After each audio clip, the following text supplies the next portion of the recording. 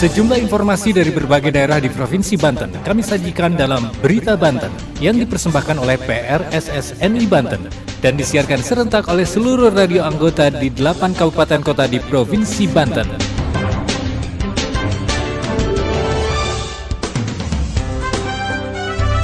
Anda kembali bersama kami di Berita Banten PRSSNI Banten edisi hari ini, Kamis 2 Maret 2023. Sejumlah informasi dari berbagai wilayah di Provinsi Banten kami hadirkan kembali untuk Anda yang disiarkan serentak oleh seluruh radio anggota di 8 kabupaten kota di Provinsi Banten. Dan inilah sejumlah informasi utamanya.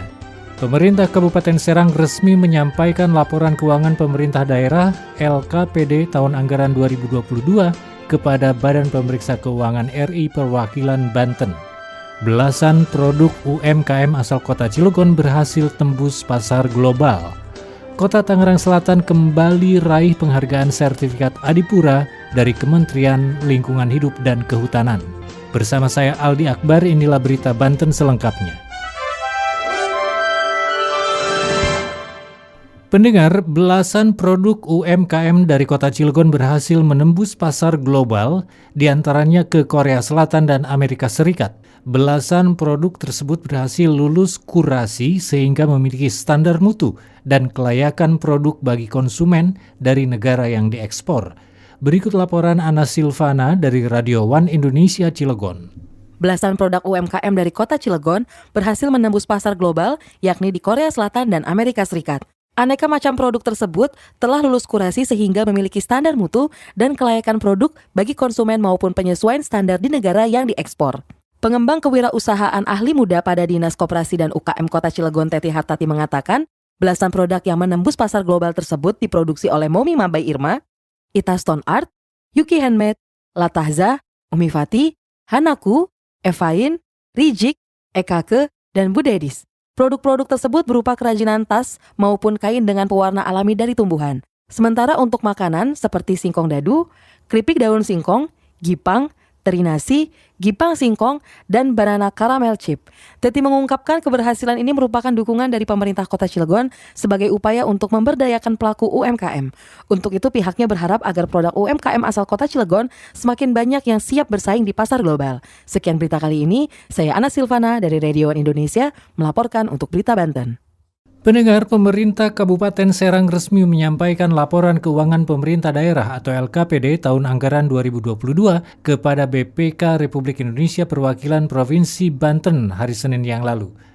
Untuk tingkat pemerintah kabupaten kota, Pemkab Serang merupakan yang pertama menyerahkan LKPD tahun 2022.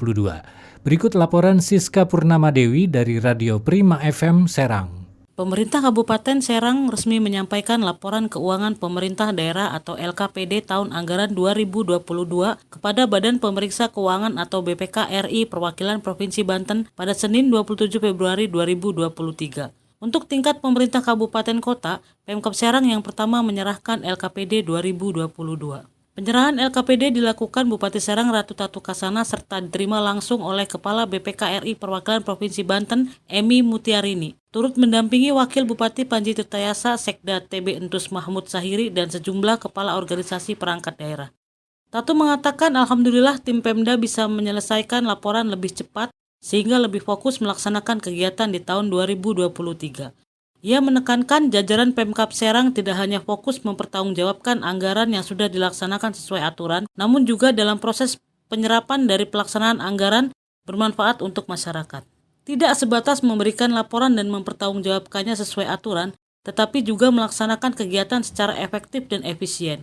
Sekedar diketahui, Pemkab Serang sudah 11 kali mendapat opini wajar tanpa pengecualian atau WTP dari BPK RI. Tatu menargetkan laporan yang diberikan terdapat peningkatan kualitas. Sementara Kepala BPK RI Perwakilan Provinsi Banten, Emi Mutiarini membenarkan Pemkab Serang menjadi pemerintah kabupaten kota yang pertama menyerahkan LKPD tahun 2022. Padahal menurut Undang-Undang, batas penyerahan LKPD yakni 3 bulan setelah tahun anggaran selesai atau sekitar akhir Maret. Emi juga mengatakan selanjutnya BPK akan melakukan pemeriksaan terutama yang berkaitan dengan fokus atau yang menjadi perhatian tahun sebelumnya. Pemeriksaan dilakukan selama 2 bulan dan diperkirakan penyerahan pemeriksaan pada akhir April 2023. Kemudian setiap opini yang diberikan BPK kepada pemerintah daerah kerap kali diberikan sejumlah catatan dengan harapan ada perbaikan terus-menerus yang dilakukan oleh Pemda.